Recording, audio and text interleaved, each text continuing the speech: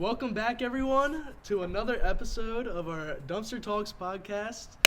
We are joined with Dominick Delorenzo, everyone. I met Dom. I met Dom at orientation at Millersville University. I think it was the start of this year. I was going to say beginning of the summer, into this summer. I think summertime we somehow were in the same orientation group and became friends. Transfer students. Yes, sir. We started our college careers at Hack, and then decided to make our way to Millersville. And we're just happy to have Dom here. He has tons of knowledge on a lot of different industries out there. He's worked so many different types of jobs, and I'm just excited for you guys to get to know him. And thanks for having me, boys. I appreciate it. Thanks for coming. It's my pleasure. When Carrie was saying about, like, he mentioned having you on here, I was going to say, like, I feel like Dom probably has been in some podcasts already, but this is your first one. This is my first podcast. I've been told I need to do one. Everybody's like, you need to get on one. And I've just never had the opportunity, so here we are. You're a very good talker, have a lot of knowledge. That's what's kept me alive for this long, buddy. Have a lot of good opinions about things, so, we're glad to have you on. Yeah. Dom, so you just want to start off by just kind of giving a background of where you're from, kind of where you grew up, and, how you started your life out so far. Yeah, so I'm from Carlisle, not too far from here, about an hour. I grew up on the outskirts. I'm not in the town of Carlisle. I grew up on 25 acres up against the state park and everything, so I'm kind of outside of the area. But grew up there, always kind of like working with my hands. At a young age, my dad was one of those jack of all trades, master of none. He was a contractor and when he was younger, so he knew carpentry, roofing, framing, plumbing, electrical. So we had an older house. We were always fixing stuff on it, and I kind of figured out real soon, like, I like doing things with my hands. And he was also mechanical. He rebuilt his, the engine in his first car, had that. So he did a lot of small engine work. We repaired our old farm truck, whatever, to plow the driveway with. And I always liked the mechanical side of things, and that's kind of where my heart was mechanical stuff. Okay. So I started doing small engine repair work when I was real young. Mom's friends would have old weed whackers and leaf blowers laying around in their garage, and they'd want to get rid of it or scrap it. Mom would get them for me and bring them home, and I'd put a couple, Amazon bucks into it, put some Chinese carburetor rebuild kits and stuff, and turn around and sell them for a couple bucks. And that's kind of how I figured out, like, I like doing things with my hands. And got to high school, and I always thought I was going to be a mechanical engineer. My brother was like graduated top of his class, extremely intelligent in the books. I always struggled with math. Later found out I was dyslexic, and that explained it. But I never was too good with math, never liked it. I could work my way through it, but it took a lot of time. And I was like, hit junior year of high school. I said, I thought I was going to be a mechanical engineer. I'm like, this is not happening. What makes me think it's just going to click one day, So I had a tech ed teacher. He was, he did a lot of stuff to helping me out. Because I was very confident in the workshop. I got my woodworking project done. He's like, you want to learn how to weld? I said, yeah, that sounds pretty cool. My dad didn't know how to weld. That was one of the few skills he wished he had. I was like, for the repairs we do, welding would be great. So he showed me how to weld. I said, I really like this. So my mom works at Hack, and I said, the community college route was probably my best bet. So I ended up starting to go to Hack my senior year. I dual enrolled for both semesters my senior year as a welder. Wow. Was at Hack, through there, commuted, and through that, I ended up landing a job with a heavy equipment transportation company. So they brought me on as like a repair technician. So I was a kind of a assembly mechanic was my official title, but we did a little bit of everything. We welded, mostly me and another guy were on a crew. We were welders. So we did modifications. Primarily what we did was modifications to equipment. So certain municipalities would buy large batches of equipment, and instead of having the dealership modify them, we would weld and fabricate skid plates to go on them. We would reroute coolant lines for dual filtration systems. We would reroute hydraulic lines, so if they were special purpose, like in landfills, low-hanging hydraulic lines are going to get ripped off. Yeah. So we'd reroute them and shield them and things like that. So I did that through high school while I was getting my welding certification, and was working towards, I think I graduated high school, and the next semester I was wrapping up on my certification, then COVID hit. So I ended up not getting my certification done when I was supposed to. Wasn't until the end of that summer I was able to go back and do like 3 9-hour days to log the mandated hours. And we were set up to do 6 GAWS tests. So it was pipe, overhead, TIG root, stick fill. And I thought at that point I wanted to pipeline weld. Me and a Okay. good buddy, I went all through kindergarten with him. We thought we were going to buy a truck, go in pipeline. That was our dream.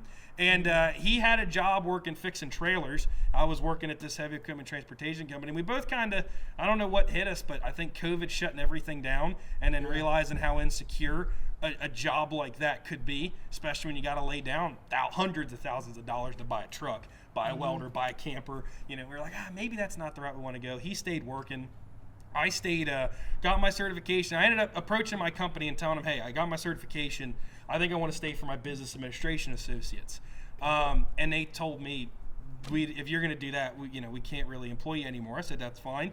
We left on decent terms. And for the longest time, I always had side hustles. You know, it's just, I knew how to do things. I like making money. And do you think you kind of learned that from being with your dad and growing up? Absolutely. Kind of your childhood. And Absolutely. Him instilling that work ethic. Yeah, it was a really good combination because my mom's dad, he had a home improvement business with my great grandfather, and so he was a beautician. He was I think 13 years old and he got his license as beautician, maybe 16, and he got his license to do hair, women's hair. Yeah. And him and my grandmother both had a shop. And he would work Monday, I think it was something like Monday, Wednesday, Friday at the shop. Then Tuesdays and Thursdays, he'd work with my great-grandfather doing home improvement. So he knew how to do, roof, like his big thing was roofing, just general additions, kind of modifications. Whereas my dad's dad was an Italian immigrant, and he kind of taught him, he never had a father. His father died when he was very young. So he kind of taught himself just how to get by because he was cheap. I mean, that was definitely the Delorenzo trait is like cheap. We don't want to spend money. And I totally get it. You know what I mean? You work hard for your dollar.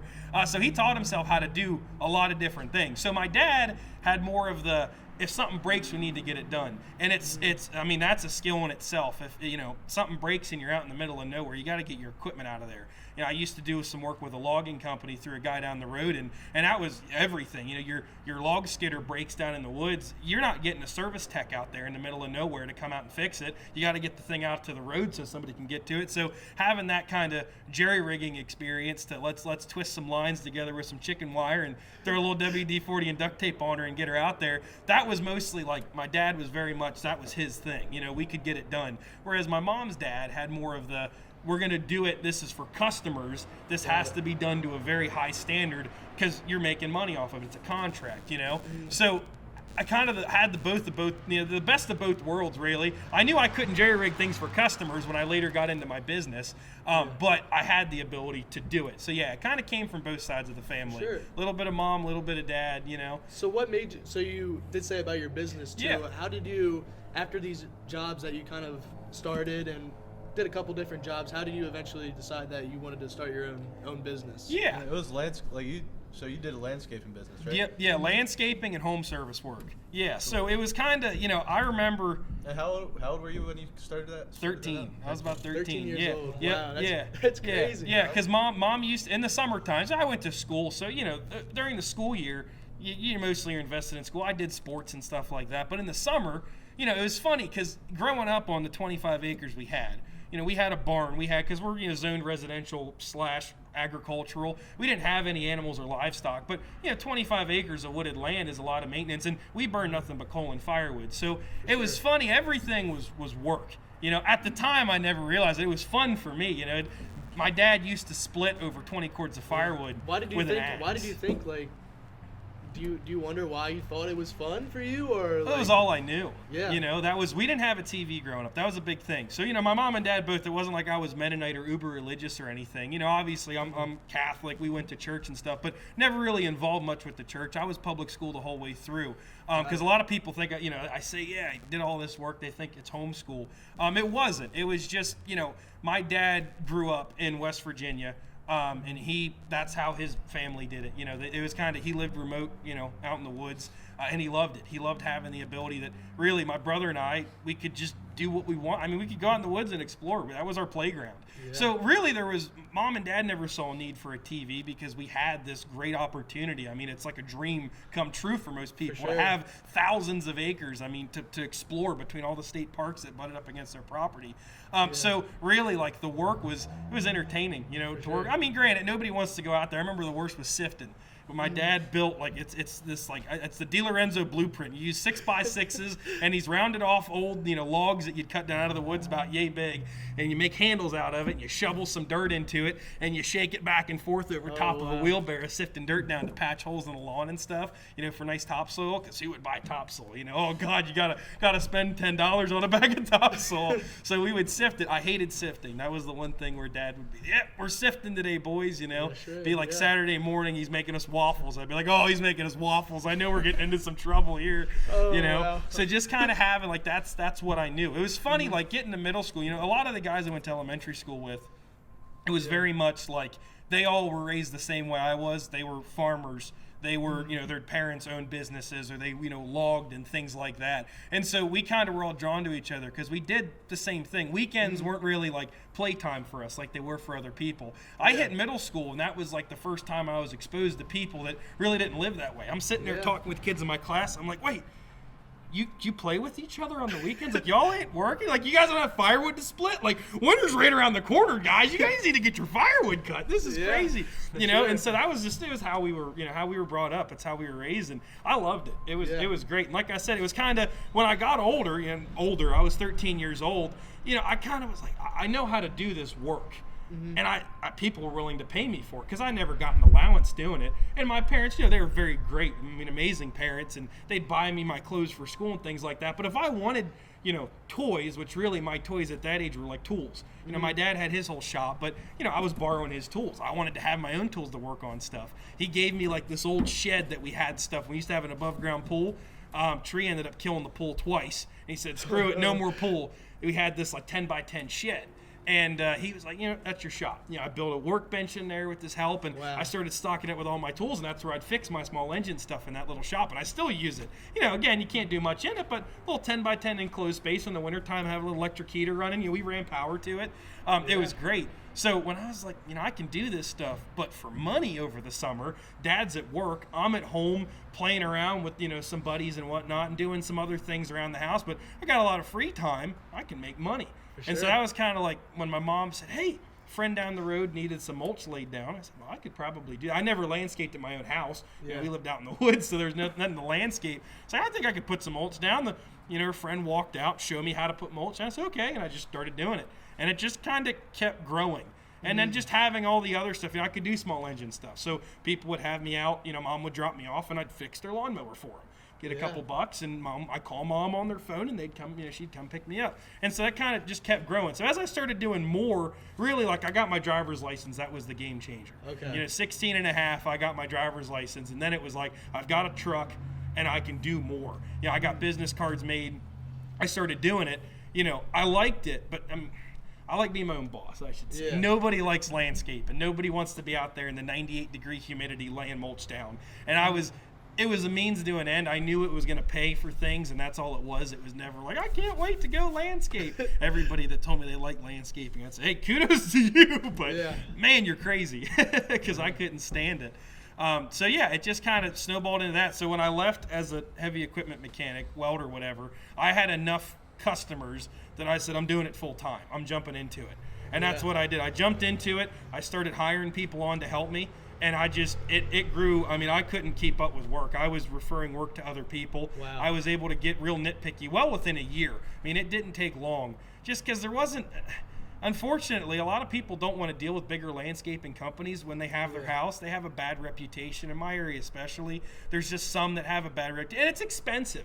To have a crew of 25 guys show up with a blower truck, it's a lot of money. And for smaller houses, people, it's just not worth it. And a lot of times those bigger companies will pass it up. They want to go landscape Wegmans. They don't want to go running around residential neighborhoods throwing mulch down. Because I really didn't do lawn service. Like, I didn't mow lawns for the most part. Okay. I would do, if there was a lawn, let's say I had a couple people that had rental properties. If the property sat vacant for 2 or 3 months and they needed like a bush hog in there, I had a tractor. I'd go in and bush hog the lawn down and move sticks out of the lawn, cut some dead trees out. But really, a lot of what I did was property maintenance, but concentrated in mulch. Okay. And how important would you say the relationship side of that was? Because you're talking, a lot of like people growing up and stuff. Yeah. That probably helps having those connections. Yeah. And starting a business. Yeah, it was everything. Connections are everything. I will stand by that 100%. I would say it doesn't. it doesn't matter what you learn in school. I mean, college can teach you a whole lot of things. High school, they'll teach you a lot. But if you can't talk and communicate, I mean, you guys know, it's all about connections. It's everything's about connections. I mean, I didn't ever advertise my business. I never had to. It was all word of mouth. I'd meet with people. I do work for customers. Between my mom's friends, she was very involved in the community. She teaches at the YMCA. My dad teaches at the local YMCA. So having the connections, oh, I heard your son does landscape. My dad will pull out a business card. Yeah, give him a call. I mean, the connections are everything. For sure. And that's just even for suppliers. Like my supplier was my neighbor, my mulch supplier. I'd buy all my mulch off of him, and he was great. I needed tools. He had connections to Ames. I'd get tools that day. I'd have tools. He'd give them to me at a good price. It's everything is connections. I knew, like, if I needed something, I had somebody to call. If I got into a house doing home service stuff and I got into that, I hate plumbing. Can't stand it. I will pass on plumbing jobs. I had a buddy that was a plumber. He worked for a plumbing company. He did stuff on the side. I'd hand the job to him. If he'd be in a house and they were having electrical issues, hey, Dom, I got a job for you. That's how the world runs, Yeah. I mean, I wouldn't even pay half the time. And that's the other thing, too, is like, using cash in those situations, we wouldn't do. We trade each other off. My neighbor was a farmer. In the wintertime, when I was slower, he was doing property maintenance on his farm when he wasn't in the growing season. So in the summertime, when I was real busy and he wasn't in the harvest time, because there was kind of a gap for him between planting and harvest, I'd hire him and his son out. They'd come out to work with me. We'd keep track of their hours. I'd repay him hours back in the wintertime. Okay. So it was cash that didn't have to come out of his pocket to have me help him. It was not cash out of my pocket to help him. And then we learn from each other. He obviously, landscaping that's easy. Anybody can do that. But some of the more like the home service stuff and all that, he was a Romanian immigrant. He is a Romanian immigrant. Great guy, very knowledgeable. But his knowledge on plants and insects and just anything growing nature involved, I'd go, hey buddy, I've got this problem. This customer wants these native plants put in. Okay, you need to plant them this time of the year. They need to have this amount of sunlight. They got to have that's just extremely valuable to have those connections. For sure. Do you feel like is there a right way to go about introducing yourself to someone, or what's the key to making sure that you're not trying to just sell something to somebody, or you're actually truly caring about the person? That's huge. Yeah. You definitely, it's walking a line. The Johnny Cash song comes into my head every time I'm at a social event. That song is just playing in the back of my head because you don't want to come up to somebody and try to push yourself onto them. It's just starting a conversation. I mean, that's the biggest thing. I think, especially for our generation, unfortunately, a lot of kids they don't want to talk. They're so used between COVID, between cell phones and video games and whatnot. They all just are locked into that world. Spans have fallen. Yeah, they're locked into that world. So we really have it easier because there's, as my papa always says, there's less competition. I don't want to look at it that way because I want everybody to succeed. I mean, we don't succeed if our generation doesn't grow up to have houses, to have businesses, that we all need to succeed together. But really for us, my big thing is just meet them. I don't want to start a conversation off. I don't like starting a conversation off like, hi, I'm Dominick Delorenzo. I have this business. This is my business. I try to find something that I can connect with just to start. A lot of the people I met, I had a lot of other friends that were well connected. I say friends. I was good friends with a lot of my teachers. I worked for the school district when I was in high school. I used to do audio and lighting for concerts and for the plays and the musicals. The advisor that ran the thing, who's a great friend of mine now, he kind of saw I had to work. I didn't know anything about that. I didn't have computers growing up or anything really, so I was very inept to technologies. I was like, dude, you want me to run an audio desk? I don't know what I'm doing. He's like, I'll teach you. You just need to have the work ethic. You need to show up. You need to do your job. You need to be willing to work. And he taught me how to do it. I used to go up every, for a couple summers, I'd go up to the PA Arts Fest in Penn State, right in State College, right in front of the old Main building. They call it Old Main, right in that lawn. We used to set up a stage, and the PA Arts Fest would be a week. I got food and housing paid for. I got to work with some really neat artists and whatnot, mixing audio for them, doing live stage changeovers and stuff like that. That's how you learn. And the connections I made through that alone was just, I got to meet these fantastic artists that I still get to, I'll see, they're playing near me. I'll go and see them. I walk in, hey, what's going on? They're like, oh my gosh. You know, they'll introduce me to their bandmates, like this guy, you know, and that's what it's just talking with people. So, you know, if we had an artist at the Arts Fest that was, you know, banjo player, I love bluegrass. So I just start talking with them about that. And then it kind of snowballs into, oh, okay, you know, where are you from? I'm from here. Oh, I have a cousin from by there, you know. It's just getting the personal relationship with people. Yeah. And having like-minded people around you that want to do that too is huge. You know, a lot of my friends, like I was saying, these teachers that I became, you know, I did work for them. It was funny. Remember, I think I was a sophomore in high school. And, you know, I called my mom off the teacher's phone because I didn't have a cell phone at the time. And said, hey, Mom, I'm calling you. This is the English teacher's phone. I'm going to change the brakes out in his car after school. So he'll drop me off when I'm done, but don't be alarmed. I won't be coming home after school. What? I'm changing the brakes in his wife's car. You know, what? You know? And so, through other people, you get the professional relationships. You know, a lot of my customers were teachers at the high school that I went to and were teachers within the district. And, you know, you just got to talk. You know, sure. I think it's really important just to break that ice. Like, just say something. Absolutely. Absolutely. You know, hi, you know, my name is. That's all it takes. Our bosses stress it a lot too. Like when we first started going to events, like at least I would like go up and like automatically say we're with Sahd Metal Recycling, but a lot of the times, like, you don't have to say that at all. No. You can just talk to them and they'll want to work with you. Yeah. Absolutely, yeah. It's just, you know, we're human beings. We like to socialize. For sure. Yeah.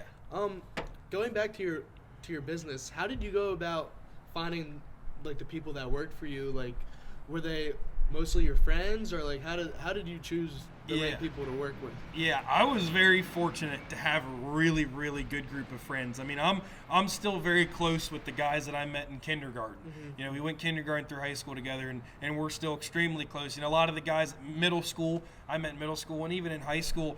And I would have friends that would just, you know, hey, I need, they would offer, you know, we'd be hanging out one night, you'd be hanging out on an evening and summer evening, you know, we all worked. My buddy'd be like, I have off work tomorrow, you know, I don't have to be at work. I said, I got to go and spread mold. I'm helping you. I'm like, you don't have to help. Nobody wants to go and spread. No, I'm helping you. I said, no, dude, come on, stay back. No, I'm helping you. And then they wouldn't let me pay them. You know, I'd buy them lunch and things, and at the end of the day, we got how many hours? We got 7 hours in. Okay, I'd lay the cash down. They wouldn't take it. And that's how we operate with each other. They know, you know, when they needed something, you know, this one buddy, his dad started his own little excavation company. They didn't have a trailer at first to haul their skid loader. I had a 24-foot deck over. Take my trailer. You know, what do I owe you for the trip? You don't owe me a thing. That's how it worked, and that's kind of what really was able to let me get started. It was low upfront costs. I didn't have to, you know, pay for it. Now, it didn't happen frequently, really. And I still don't know how I did it. It was all me at first. I mean, I would spread. I think my first year I spread over 500 cubic yards of mulch, and it was me and a pitchfork. I mean, that was it. I didn't have equipment. And so it was just a lot of long, 10, 12-hour days of just me chugging through a gallon of water. Just I gotta keep going. That's just like the mental game was everything. For sure. But really, when I kind of was able to grow into hiring people, it was tough. Because for landscaping like what I did, I mean, when I worked for somebody in high school, one of the other 1,800 things I did, and she did almost identical to what I did. And so she taught me a lot of things. She ended up having some medical issues and got out of it, and that was kind of, I got into it myself shortly thereafter. But finding the good labor was extremely hard. I mean, really, our market for people like me that did it was high school, middle school. You're getting paid under the table. You can't really pay more than 15, 16 an hour for what we're doing. But really, for a kid in middle school, that's great money. Now, I know when I did it in middle school, I had friends that started to work elsewhere, and they were making minimum $7.25. I'm making 15 under the table. Yeah, it was much harder work, but I'm like, I can go and work where they're working at a swim club, whatever, sitting behind a desk. Yeah, it's easy. You got a fan blowing on you in the shade. You can grab as many slushies as you want. But I'm still sitting there spending the time. If I'm going to be spending the time, I'm going to maximize what I can make in that time. And so that was kind of, I thought that would be motivation enough for people in middle school and high school, and it wasn't. I tried using my mom's resources, her friends that had kids that were younger. I'd tell them, I'll pick them up, I'll drop them off, I'll feed them lunch. Do you send them in with some water, a jug of water? I'm paying them $15 an hour, and I'd show up and sitting in their driveway 20 minutes, 30 minutes, and be like, I told them to be out here 30 minutes ago. Yep. Their moms would come out and start talking to me, making excuses. I'm like, I'd bring them out in the job, and I'd get 15 minutes of work out of them, and then they're on their phone. They're getting paid by the hour. And it's just, it can't work. I can't operate like that. So really, I ended up stumbling across some people that got into some unfortunate circumstances because of COVID, and I was able to hire them out pretty much full time. Okay. And that was really the best 2 years. Really, the last 2 years were some of the better 2 years. And that was just, I had some really great employees that just, they were good, just circumstantial. They didn't have work because of other things, and it worked out great. But when they ended up finding other opportunities, I was heartbroken. I was like, oh, I'm going to miss you guys. But I get it. Nobody wants to landscape the rest of their days. If you can go and do HVAC for double the money in better situations, go in HVAC. I'm all for it. I think that's something we're seeing with a lot of businesses too, like just finding good workers and like just keeping them. It's just a big problem nowadays. Tough. For sure. It's tough. I really tried to find someone, like, really, I would say the whole gas hike in the summer before, what was that, last summer, when fuel started going crazy with the whole Russia-Ukraine invasion, and fuel started, and my costs got really expensive. Mulch went up, my fuel went up. I'm running vehicles around. I'm renting equipment, doing other things. It got expensive. And I'd finished my associate's degrees at Hack. I got my 2 associate's degrees at Hack, did that, and I was like, do I want to do 4-year? Do I want to grow the business? I'd been holding off on reinvesting into my business just because my heart wasn't in it. I didn't want to landscape. I wanted to do electrical, but I didn't want to jump right into electrical with not a lot of industry experience. So I was like, hey, what do I do? What do I do? Some of my employees had job opportunities come up. Things got really expensive. Customers started losing interest in having me do work. I mean, I had one lady call me, her water heater went out. And she had put a deposit down. It was an expensive job. She put a deposit down, and she called me. I can't afford it. I can't. Obviously, traditionally, I could hold it. I was like, I can't keep her deposit. Poor lady. It's either me and mulch or water heater. She's got to have, you know what I mean? So I kind of hit that point. I was losing contracts just because people were tight on money. My costs were getting expensive. And then my employees got the opportunities, and I was like, this is time for me to, it paid for what I needed it to pay for. It's time to move on to bigger and better things. So is that when you did all these jobs, you did your landscaping, and that's when you decided college, maybe finishing off your 4 years? Is that something you kind of always had in the back of your mind that you wanted to finish, or do you think maybe you might go off to other paths? I didn't know what I wanted to do entirely. I mean, I really was flying by the seat of my pants. But I had that, I was working on, I got the welding certification. I said, I'm deciding I wanted to stay in to get my business administration associates and get that business knowledge. Partway through my business administration associates, I missed work with my hands. And I had started to do more and more electrical stuff and home service stuff. And again, I always liked electrical. It's what my dad and I did. My dad's favorite trade was electrical. My favorite trade was electrical. And I didn't have a piece of paper to say anything that I could do it. I could walk into a room and say, I can do it. I could demonstrate it on a wall. But to not have the certification, you go to work for any electrical company. Either they certify you in-house and you give them, a certain contract. You say, I'll work for you for 4 or 5 years. You get certified through them, or you can go the route I took through Hack, which for my mom working at Hack, I said, I'll go and do this. I can still run my business, not working for somebody else, and I can get certified for a very low cost through the benefits, the employee benefits of that. And I was working on my electrical associates. So when I finished both my associates, I had the certification done. I did kind of have that moment just sitting out in the back porch with some iced tea in my hand. I'm like, what do I want to do? I'd always kind of had it in the back of my head that I'd use my business associates to get a bachelor's, but I wasn't dead set. So I kind of started the college hunt real late in the game. And, I visited a few schools and came out to Millersville and said, I think this is the right choice. Really, when I was doing heavy equipment, when I was working as a welder, I had a 1-year certification. We had a guy that came in with a 2-year associates in electrical. He got it from the same place I did, and he made $3 an hour more than I did right out of the gate. I made more money than guys that have been there for 16 years just because I had a certification. And we had a guy come in with his bachelor's degree. He started same position I did. Within 6 months, he was in the offices doing work in the office, making salary pay. And so I was like, the piece of paper does make a difference. I'm never going to advocate to anybody that it's college or nothing. I highly disagree with that. I do think, I know in high school, I had a couple good counselors, but for the most part, they were all connections I had made. They weren't my counselor. my high school counselor wasn't really too good about advocating for other options. Yeah. It was college or you're a failure. That's how they push it off to you. Yeah, I really for think sure. like that was I don't even want to say public school. I just feel like the schooling mentality. I don't know what it was, but I had this like right gut feeling when I found out. I remember I was sitting in geometry and couldn't figure out the math. I was like, this is geometry. It should be easy. And when I had that moment of like, I don't think I can become a mechanical engineer. I just don't think I could do it. I could achieve a lot of other things, but I just don't think that's the right mentality. I had that notion of like, I might not go to college. Oh my God, this isn't good. I thought for sure, like it was like in my mind, I was failing in society's eyes. And my parents were never pushing that upon. They never once, you have to go to college. That's never how they were. Yep. But I just think the society as a whole, that's what I had in the back of my head. And so when I started to get involved into trade work, which my mom always did it, she's I think she's got so many different titles, but a lot of what she does is outreach between the career and technical centers and HACK. And other industries. She manages a state grant to provide equipment to places like HACK and Cumberland Perry to train kids learning trades. So she had a lot of knowledge in it.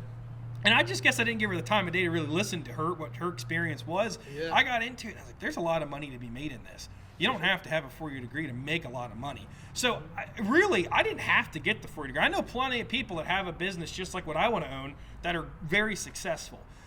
My thought process to do it was I have the trade knowledge. I like to say I have enough of it that I can apply it. I have the 4-year degree. That's going to get me opportunities to work for larger contracting firms. You're accounting finance. I'm management, business management at Millersville. And so I kind of said I wanted to do management for a large-scale contracting company, not construction management, but just general management. I figured with the management degree, it was a little more flexible. I wasn't locked into construction management. If the opportunity arises and I can go and manage for a company like Ross or Costco, there's a lot of knowledge to be had doing something like that. I'd be more than happy to do it for a period of time.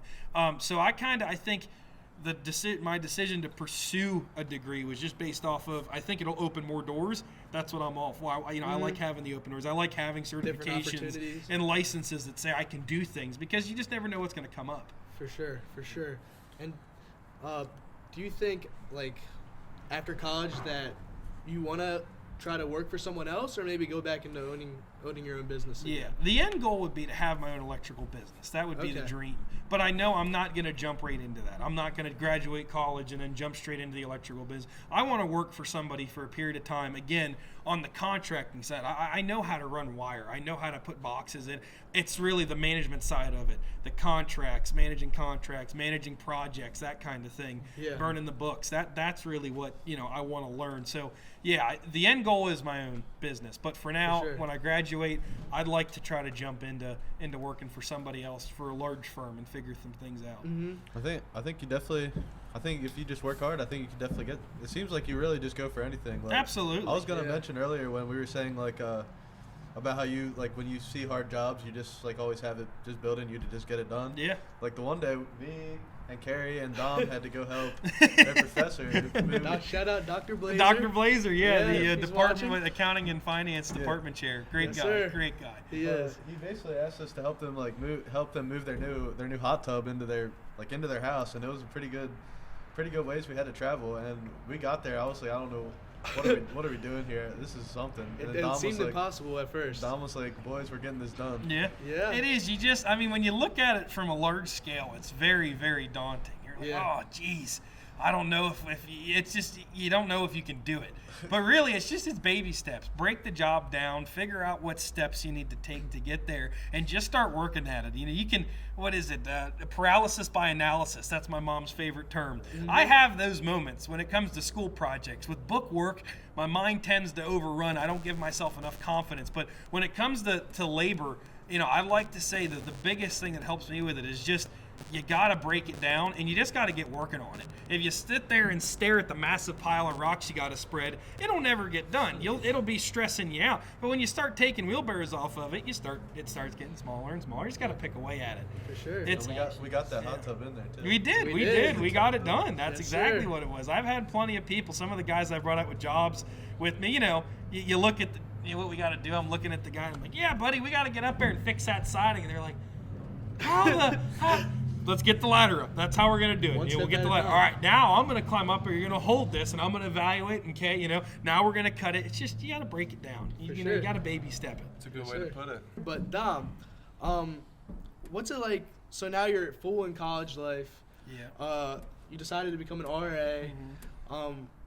What is it like now just living this life? I know you through your whole childhood you worked so much. Like, is it kind of eye-opening now to see kind of what you've kind of been missing out like beforehand and now seeing what the college life is kind of like now? Yeah, it is. It's different, 100%. It's night and day. I think it was nice because all the friends and the people that I surrounded myself with back home, we all took the same path. So it really wasn't much different. I was always very connected at my school. I did a lot of extracurricular things. I had a lot of friends from different social backgrounds. I was actually, I had the honor of being asked to be a commencement speaker in my high school graduation. Oh, wow. And I talked about how, everybody has the opportunity to interact. Like we were talking about with connections. Everybody has the opportunity to interact with everybody. And I was always very, I wouldn't say proud of myself. I don't want to see over, pompous, but it was just, I got to meet a lot of great people. And there's no reason to not be friends or be acquaintances with people because they have a different background or different likes than I did. So I was friends with a lot of people that took the college route. That's what they were doing.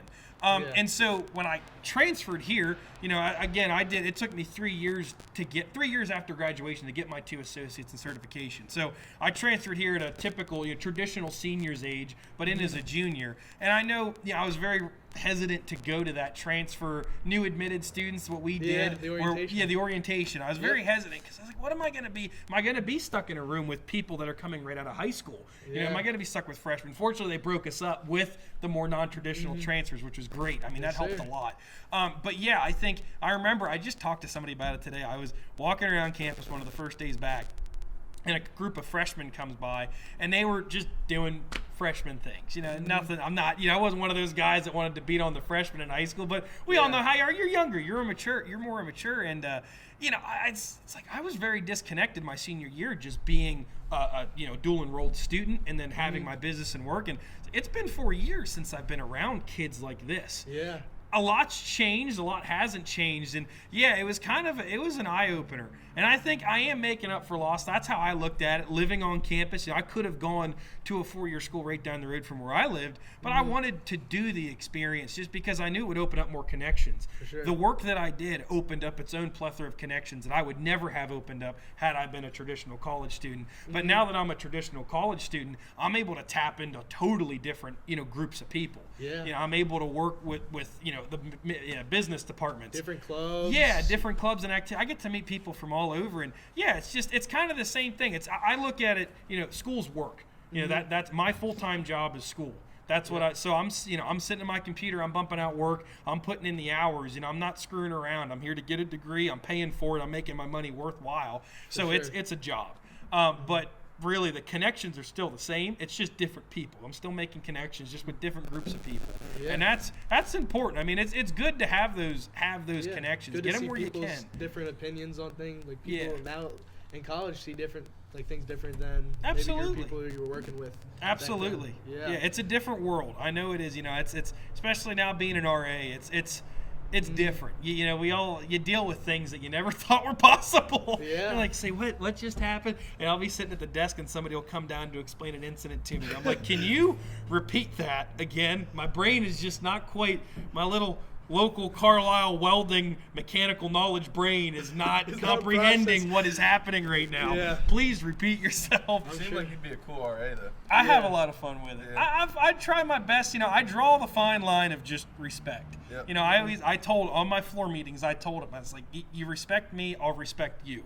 If I go walking, I told him, I said, all right, who here wants to smell? Let's say I'm in my room smoking a cigarette. Who wants to smell that? Nobody raised their hand. I said, perfect. I don't want to smell you guys smoking marijuana. So if you're going to do it, go do it somewhere else. Yeah. I can't stop people from doing it. It's the United States of America. I believe people can do what they want to do.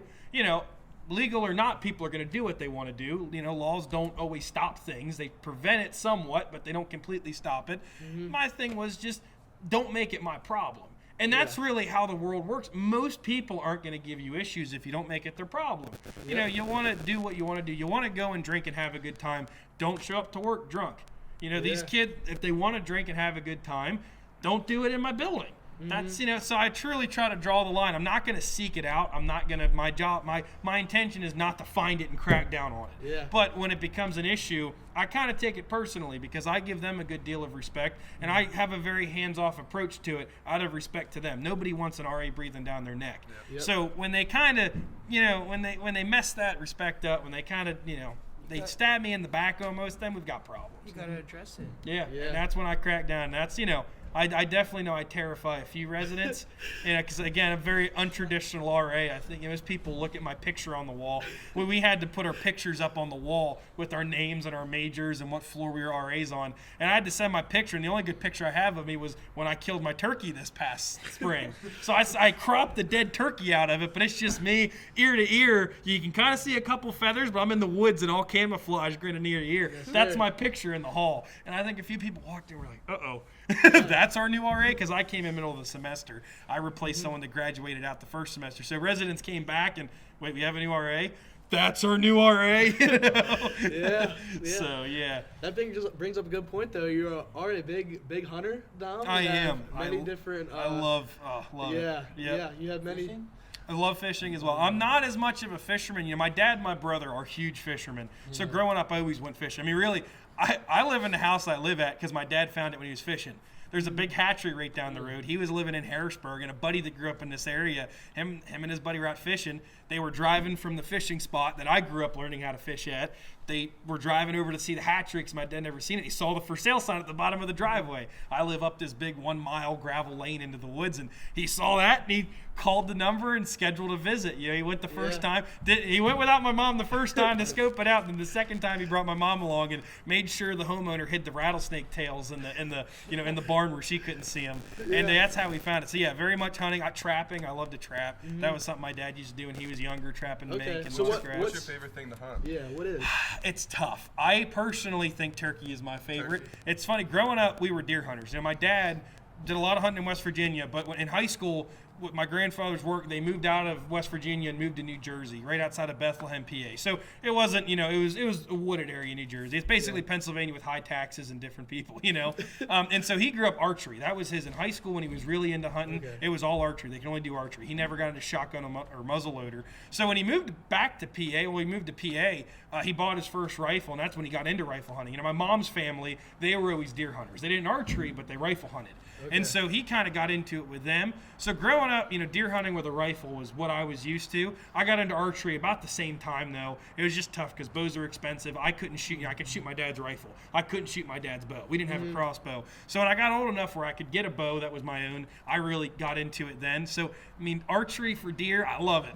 But I think spring turkey season, I got into that through a buddy and his dad. My dad didn't really turkey hunt much. He just never grew up doing it where he was from. So having a buddy and his dad, they showed me how to do it, and I still go with them, and it's exciting. You have that turkey gobbling back, that thunder through the woods, and you're just, oh man, you know, you're sitting. Whereas deer hunting, it's a little more just, it's great. That's my time to mentally take a break. I can sit in my stand, I can close my eyes, I can just appreciate what's around me. But turkey, it gets your heart going. You hear them birds, you start moving around, and it's a lot of fun. Yeah, I need an invite next time. I'm telling you, it's a good time. Dom, we need to sometime I go got hunting. I got a Hoyt bow for There you go. like my 16th birthday. Nice. And I think I shot it about twice. I love Yeah. like I think I would love to hunt, but no one in my your family's full of hunters. Yeah. No one in my family hunts except my pap, but he's too Yeah. older. It's too hard. old now. Yeah, So- it is very hard to get. And that's kind of, you know, it's funny. Dad has some cousins that, you know, stayed. My family immigrated. My grandfather immigrated to America, and they lived outside of Newark, New Jersey, you know, very, very city. I mean, you know, and we've had some of those distant cousins approach us and ask about hunting. And so we'll kind of educate them. We'll make sure they'll take their hunter trapper safety course online. We'll have them buy licenses, and then we'll have them come out. And my dad and I have mentored a few different family members, and even my friends. I had friends growing up that didn't hunt. You know, they just had families that didn't do it, and I mentored a few of my friends into it. And I haven't killed them. It's been like I had a dry streak on buck. I killed a buck almost every year until I was, you know, from 12 years old until recently. And it's been past 4 years I haven't killed a buck, but I've gotten somebody else at their first deer. Wow. Every year since then, I'm like, you know what? That's worth it. I don't need to kill a buck. I got my cousin his first deer. I got my buddy his first deer. That's worth it. That makes the difference for You want me. to go bear hunting? Well, I do. That's fun. I do like bear hunting. Yeah, that's a good Mountain time. lion? Did you ever hunt them? I've never hunted mountain I lions. watched a YouTube video on hunting mountain lion, and they had like dogs with them. Yeah. That looks so fun. It's crazy. It's a different world. You really can't. Unfortunately, in this area of the U.S., you're not going to be doing any of that. But it would be fun to go and do. Yeah. I know, like waterfowl. My dad did a little bit of waterfowl when he was younger, like goose and duck and whatnot. But in high school, met a friend, had the connection, started going out waterfowl with him. Been really getting into that. I have a lot of fun with waterfowl. That's a lot of fun. Wow. Different, again, totally different type of hunting. And if you don't have the connections to go and do it, yeah, it's really hard to, even if, with having access to YouTube, we have the world at our fingertips. It's a tool. It's not uncommon if I go to fix a piece of equipment, I'm underneath the hood of a truck with that phone propped up on the block, watching a video on how to fix something. It's a tool for me, and you can learn how to do waterfowl or learn how to deer hunt off of YouTube, but it's really important to have a mentor when you're doing something like that. That makes all the difference. And it doesn't take much, just a little spark of interest, and you can kind of figure out what you like, what you don't like. I've taken some people deer hunting, they don't like deer hunting. I'll take them duck hunting. I want to duck hunt, and that's what they want to do. I've had friends that only deer hunted growing up, and then we went out duck hunting, and now all they want to do is duck hunt. All they do is duck hunt. Yeah, it's fun. They can take that in real life, like in other scenarios too. You're just testing out things and seeing what you like, and once you find it, you stick with it. And Absolutely. That's what you enjoy. Yeah, I always said that training people too with my business is it's like I think a lot of the older generation expects people to know a lot more. And my thing is, if you didn't have parents to show you how to do things, how could you be expected to know? I would never be upset to train an employee. I always tell them, the only time I'm going to get mad is if you don't know how to do something, you don't tell me and you mess it up. Yep. If I had an employee that had never spread mulch before, I'll show you how to spread mulch. If we were doing another kind of like tree branches, we were cutting tree branches. Well, I don't know where to cut it. I don't want to kill the tree. That's fine. I don't feel bad asking me. I'm just going to be upset if you cut it and mess the tree up because you didn't know how to do it and you didn't tell me. And it goes for everything. I mean, I've had to teach residents how to clean a bathroom. If they never had to clean before, I can't get mad at them for not knowing how to do it. So I'm more than happy to show them. If they've never had to, my car sounds funny. If they've never had automotive backgrounds, I'm not going to get upset going out and looking at their car. It's just everybody has the opportunity to learn, but they're not going to learn unless somebody helps them do it. Mm-hmm. So I think that's one thing about our generation is we're really eager to learn new things, and I don't know, people just I guess kind of underestimate what we are capable of. I think, and I think just getting that foot in and just learning and trying to grow, it's really good. But you worked on little engines, you said, right? Yep, small engines. Yeah. Do you have you ever gotten into like driving like bikes or anything like that? It was funny. My dad had a really bad dirt bike accident when he was younger, and my uncle had a really, really bad motorcycle accident that almost killed him in high school. So my dad was very much no bikes, but I had four-wheelers. And I rode the snot out of four-wheelers. So, we had an old, my baby, I think it's a 1998 Yamaha Wolverine 350.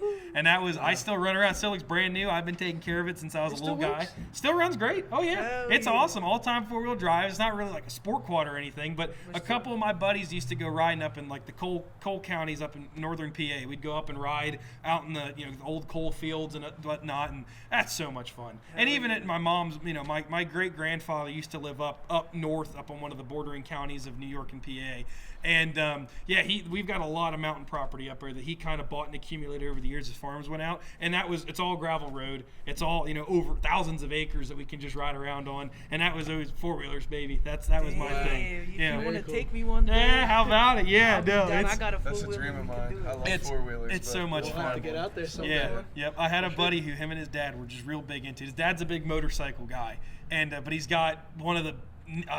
This is a drop dead gorgeous collection of dirt bikes and four-wheelers.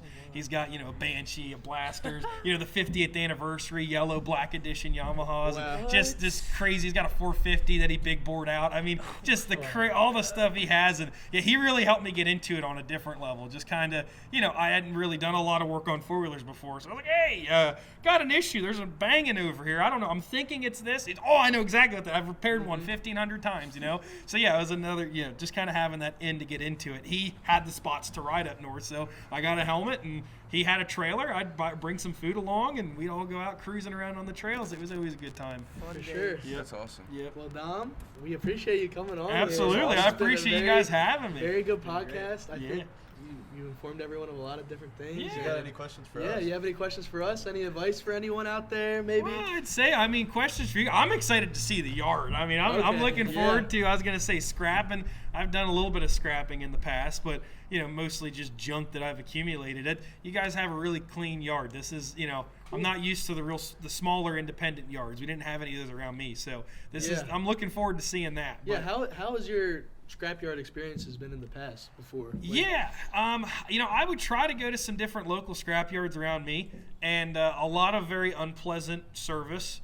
Okay. That was my big thing. Getting treated like you're incompetent when you're not is not something you should do. So, when I'm pulling into a yard with a big dump trailer and I'm getting yelled at, back over here. No, I said over there. Well, when you point over here and tell me to back over there, I'm going to back over there. Now you're telling me you want me over here, Yeah. So there's a lot of that. And then also everything was a distance. I didn't have any really close scrap yards. Everything I had was very far away. So, yeah, I ended up going just to some bigger yards, and it was just show up, go dump. That was it. So I've had some bad scrapyard experiences in the past, and I feel like that's kind of most people have that assumption with scrapyards. People associate scrapyards with bad service, and you guys have totally proved different. I was just watching how some of you guys were handling people out there, customers earlier. Yeah, totally night and day from what I was used to when I was 16 and a half years old with a truck bed piled up with straps holding everything down. It could be disheartening, and I would be scared to bring scrap metal in. I'm like, I'm going to get yelled at. So I'd have a pile that was way too big trying to fit it in the bed of my truck.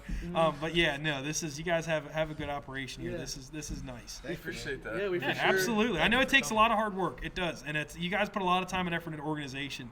And that's what I was telling you. It's just having the I don't feel like I'm going to get a piece of rod through my tire driving in here. I know where things are at. If you guys were to go over here, there's the pile of scrap. Perfect. That's where the aluminum goes. It's not the other places. Well, you're going to make a left when you see that piece of equipment that may or may not be there because Jim might have taken that out back. But you're going to make a left up here, and then on the second right, you know what I mean? This is nice. Cool. Well, thank you, Dom. We appreciate that. Absolutely. We'll show you around the full yard after this. Yeah. And thanks again for being on. Thanks for having me, guys. I appreciate it. It was a pleasure talking to all of you. See you in the next one, guys. Thank you.